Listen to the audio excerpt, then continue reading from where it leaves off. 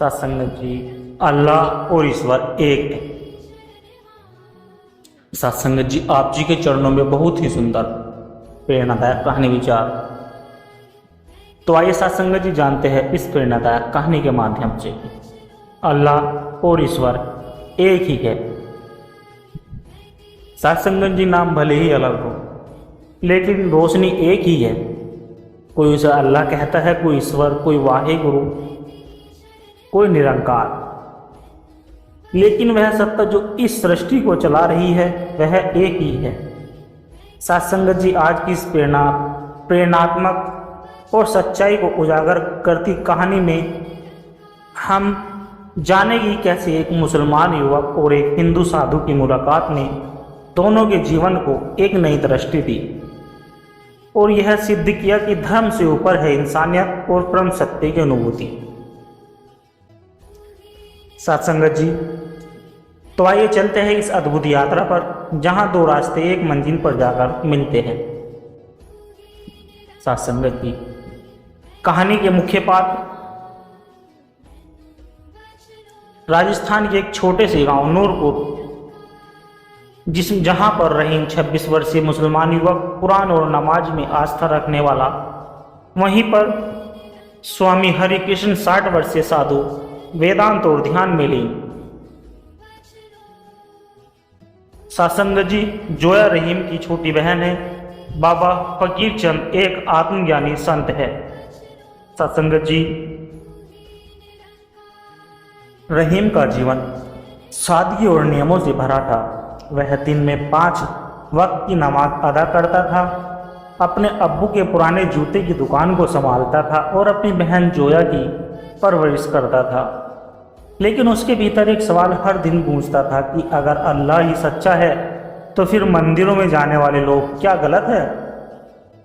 वहीं दूसरी ओर पास ही के एक आश्रम में स्वामी हरिकृष्ण ध्यान करते थे, वेदों का पाठ करते, भजन गाते, लेकिन एकांत में वे भी सोचते थे क्या मेरी आत्मा वही नहीं जो उस मुस्लिम युवक रहीम की है? इन दोनों को यह अदृश्य डोर जोड़ रही थी। सत्संग जी, गांव के तालाब के पास एक दिन रहीम और स्वामी हरिकृष्ण की मुलाकात हुई। रहीम ने झिझकते हुए सवाल पूछा, स्वामी जी, क्या भगवान और अल्लाह अलग अलग है? स्वामी जी ने मुस्कुराकर उत्तर दिया, बिल्कुल नहीं बेटा। जिस तरह नदी के पानी को कोई जल कहता है, कोई वाटर, कोई पानी, क्या उसका रूप बदल जाता है? सत्संगत जी, रहीम चौंक गया। वो पहली बार एक हिंदू संत से ऐसी बातें सुन रहा था। जोया को एक दिन सांप ने काट लिया। रहीम गांव के वेद के पास गया लेकिन राहत नहीं मिली। तभी किसी ने बताया कि पास के बाबा फकीर चंद जी से मिलो, जो निरंकार के ज्ञानी हैं। जब रहीम वहां पहुंचा, वहां एक मंदिर के आगे भीड़ थी। रहीम हिचकिचाया, लेकिन बहन की हालत देखकर वह भीतर चला गया। बाबा ने जोया को देखा, हाथ से माथा छुआ और कहा, बेटा, तेरा भरोसा अल्लाह पर है ना, तो उसे पुकार। नाम अलग है लेकिन सच्चा विश्वास ही चमत्कार करता है। रहीम की आंखें उभर आई। जोया धीरे धीरे ठीक हो रही थी। रहीम अब हर शाम बाबा फकीर चंद के सत्संग में बैठता।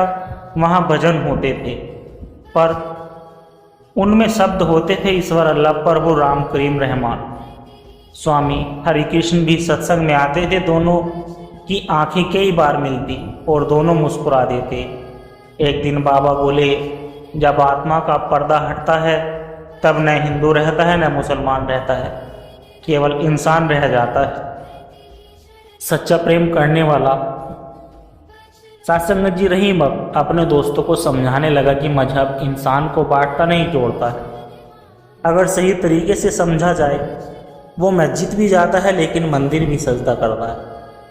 उसका सिर अब हर उस जगह झुकता है जहाँ सत्य की महक आती है। स्वामी हरिकृष्ण ने एक दिन कहा कि रहीम, तुमने ब्रह्म को पाया है। अब तुम ना मुसलमान हो ना हिंदू, तुम ज्ञानी हो जो जानता है कि वो एक ही है। सत्संगत जी, एकता का संदेश। गांव में एक बड़ा मेला लगा। रहीम और स्वामी हरिकृष्ण ने मिलकर प्रेम एकता शिविर लगाया, जिसमें कुरान की आयतें पढ़ाई गई और गीता के श्लोक भी पढ़ाए गए। लोगों को बताया गया कि अल्लाह और ईश्वर दो नहीं, बस हमारे सामने हमारे समझने के तरीके अलग हैं। गांव की सोच बदली। मंदिर मस्जिद के बीच जो दीवार थी वो दिलों से गिरने लगी। सत्संगत जी संत रहीम दास कहलाने लगा। स्वामी हरिकृष्ण उसे अपना आध्यात्मिक पुत्र मानते थे। दोनों ने मिलकर सच्चे रूहानी ज्ञान का संदेश फैलाया। सत्संगत जी, उनकी यात्रा ने बताया कि जिसे हम अलग अलग नामों से पुकारते हैं वह सत्ता एक ही है। ना वो हिंदू है और ना ही वह मुसलमान है। वो केवल प्रेम है, करुणा है और शांति है। सत्संगत जी,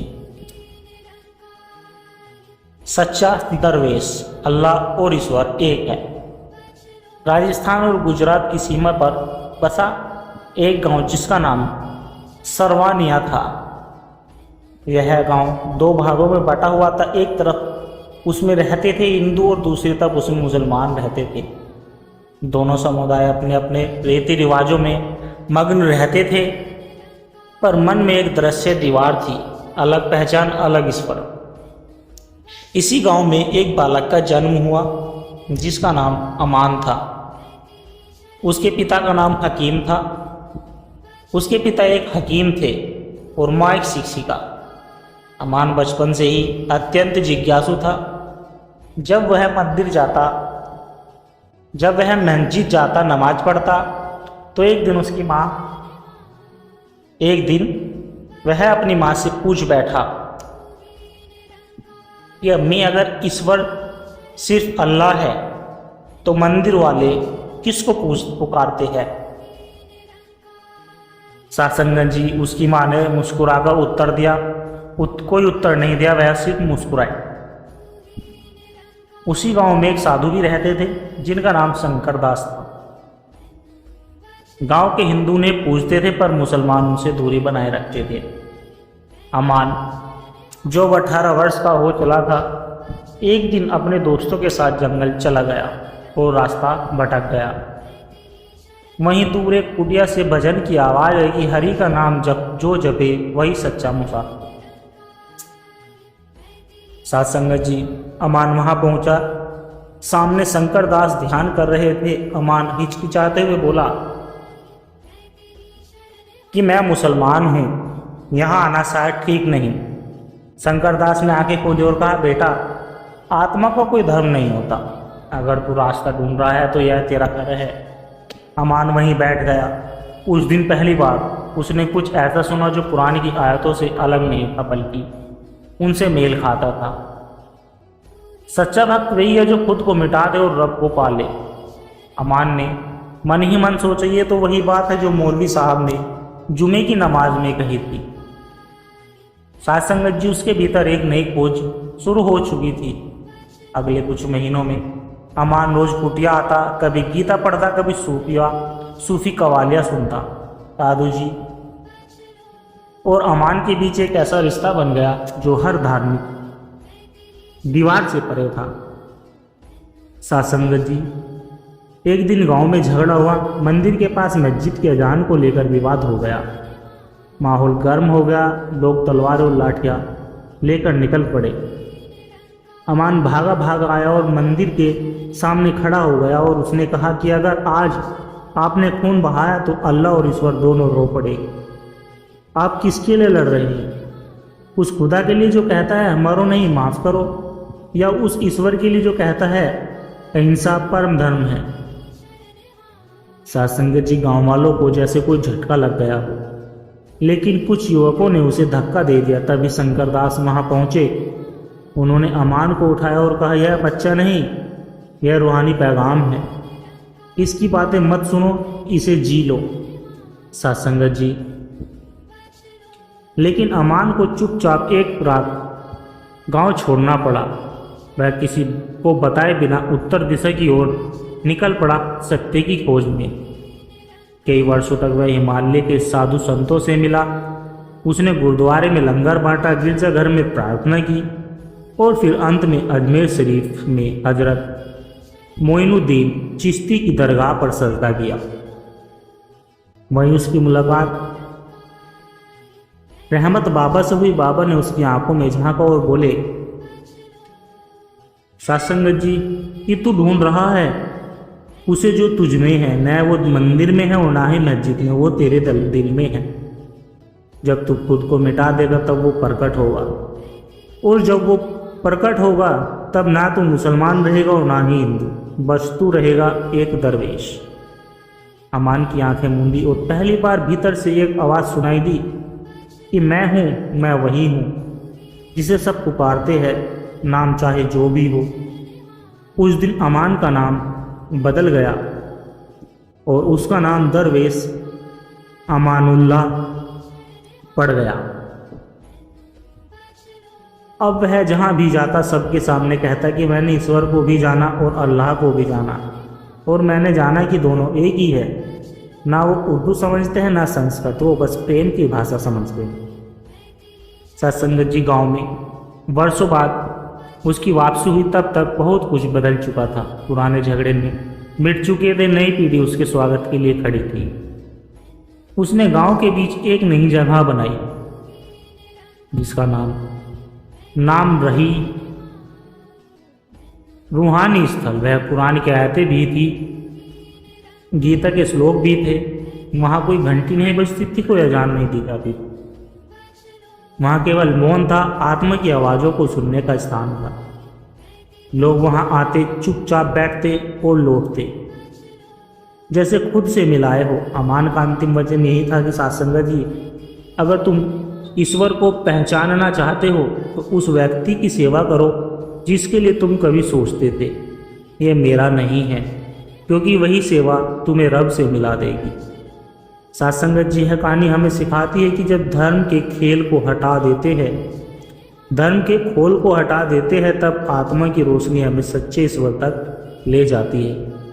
अल्लाह और ईश्वर नाम नहीं, अनुभूति है, और वह अनुभूति प्रेम से ही होती है। सत्संगत जी, चौथे दरवाजे से उस पार गांव त्रिवण की सीमा पर एक पुराना खंडर था। लोग कहते थे वहाँ कभी एक बहुत बड़ा संत आश्रम हुआ करता था जिसका नाम था आत्मा निकेतन। उस आत्मा के 4 मुख्य द्वार थे। हर द्वार पर एक प्रतीक अंकित था। पहला द्वार शरीर, दूसरा द्वार मन, तीसरा द्वार बुद्धि, चौथा द्वार आत्मा। गांव का एक युवक जिसका नाम नीरव था, उसका जीवन कठिनाइयों से भरा था, लेकिन उसकी आंखों में एक अलग सी चमक थी, जैसे वो किसी गहरे रहस्य को जानना चाहता हो। वो पढ़ा लिखा नहीं था, लेकिन उसके भीतर एक प्रकाश बार बार उठता था कि मैं कौन हूँ, क्या सिर्फ यह शरीर है, क्या इससे आगे कुछ और भी है। एक दिन वो जंगल की ओर भटक गया और उसी खंडहर के पास जा पहुंचा। जैसे ही उसने पहला दरवाजा पार किया, उसकी चेतना में कुछ बदलाव आने लगा। सत्संगत जी, पहला द्वार शरीर का भ्रम। जैसे ही नीरव ने पहला द्वार पार किया, उसने देखा कि वहाँ बहुत से लोग दर्पण के सामने खड़े होकर खुद को निहार रहे हैं। कोई अपने चेहरे को देखता, कोई अपनी मांसपेशियों को। तभी एक वृद्ध साधक ने नीरव से कहा कि यहाँ सबसे बड़ा धोखा, यही सबसे बड़ा धोखा है। जो दिखता है वही सत्य नहीं है। शरीर परिवर्तनशील है, आज जवान है कल बूढ़ा। तुम इसे अधिक हो, इसे समझो। नीरव आगे बढ़ा। उसके भीतर एक हल्का कंपन हुआ, मानो किसी प्रत को पीछे छोड़ रहा हो। दूसरा द्वार मन का जंगल। सत्संगत जी, दूसरे द्वार पर घना कुहासा था। अंदर जाने पर उसने देखा विचारों का तूफान, इच्छाओं की आंधी, डर की बिजली। मन रूपी जंगलों में वो भटकता रहा। सत्संगत जी, हर दिशा से आवाज़ें आती कि मुझे पाओ, मैं सुख हूँ, मुझे छोड़ो, मैं दुख हूँ। भविष्य की चिंता करो, भूतकाल की गलनी में डूबो। सत्संगत जी नीरव थक गया। तभी एक साध्वी प्रकट हुई और कहा कि मन को साधना है, उससे जुड़ना नहीं। विचार आने दो, जाने दो, लेकिन खुद को उनसे एक दूरी पर रखो। सत्संगत जी नीरव आंखें बंद की। नीरव ने सांसों पर ध्यान केंद्रित किया। धीरे धीरे वह मन के शोर से ऊपर उठने लगा। तीसरा द्वार, बुद्धि की भूल भुलैया। तीसरे दरवाजे के अंदर एक पुस्तकालय जैसा स्थान था। वहां हजारों ग्रंथ थे, वेद, उपनिषद, कुरान, बाइबिल, बौद्ध सूत्र। हर दिशा से ज्ञान की गूंज सुनाई दे रही थी। नीरव हर किताब को छूता, हर शब्द को पढ़ना चाहता, पर वह भ्रमित हो गया। सच क्या है, कौन से ही है? एक मौन तपस्वी उसके पास आए और बोले, ज्ञान आवश्यक है, लेकिन अनुभव के बिना अधूरा है। जैसे शहद की बोतल पढ़ने से स्वाद नहीं मिलता, वैसे ही केवल पढ़ने से परमात्मा नहीं मिलता। सत्य को जीना होता है। नीरव ने ग्रंथों को प्रणाम किया और आगे बढ़ गया। सत्संगत जी चौथा द्वार, आत्मा की पुकार। यह द्वार बाकी सबसे अलग था, बिल्कुल मौन। कोई आवाज नहीं, कोई प्रकाश नहीं, बस एक अंधकार। नीरव डर गया, लेकिन भीतर से एक शांति का अनुभव हो रहा था। जो दरवाजे में घुसा वो खुद को शून्य में पाया। न कोई विचार था, न कोई शरीर था, न पढ़ा हुआ ज्ञान, बस एक ही मैं हूं की अनुभूति। तभी उसे भीतर से आवाज आई, यही तू है आत्मा, जो न जन्म लेती है न मरती है, जो हमेशा थी और हमेशा ही रहेगी। शरीर, मन, बुद्धि सब इसके साधन है, यह खुद में पूर्ण है। सत्संगत जी नीरव की आंखों से आंसू बहने लगे। वो वर्षों की यात्रा में वहां पहुंचा था जहां सभी खोज खत्म हो जाती है। सत्संगत जी नीरव अब गांव लौटा, लेकिन पहले जैसा नहीं था। वह कम बोलता था, पर जब भी कोई उसे देखता उसे शांति का अनुभव होता था। लोग उससे प्रसन्न करते और वह मुस्कुराकर कहता कि चौथा द्वार, चौथे दरवाजे के पार जो मिला उसे शब्दों में नहीं बांधा जा सकता, लेकिन हाँ, जो भी खोजता है उसे वह मिल जाता है। बस भीतर उतरने की हिम्मत चाहिए। अब लोग उसके पास आते अपनी बेचैनी लेकर और लौटते थोड़ा हल्के और शांत होकर। सत्संगत जी यह कहानी हमें सिखाती है कि परमात्मा को बाहर नहीं, भीतर खोजना होता है। हम शरीर नहीं, आत्मा है, और आत्मा जब परमात्मा से जुड़ती है तब जीवन में सच्ची शांति प्रकट होती है। सत्संगत जी, आप जी को अगर कहानी अच्छी लगी हो, विचार अच्छे लगे हो, तो वीडियो को लाइक करें, शेयर करें और अपने अनुभव कमेंट बॉक्स में जरूर दें। और दास के चैनल को सब्सक्राइब जरूर कर दें।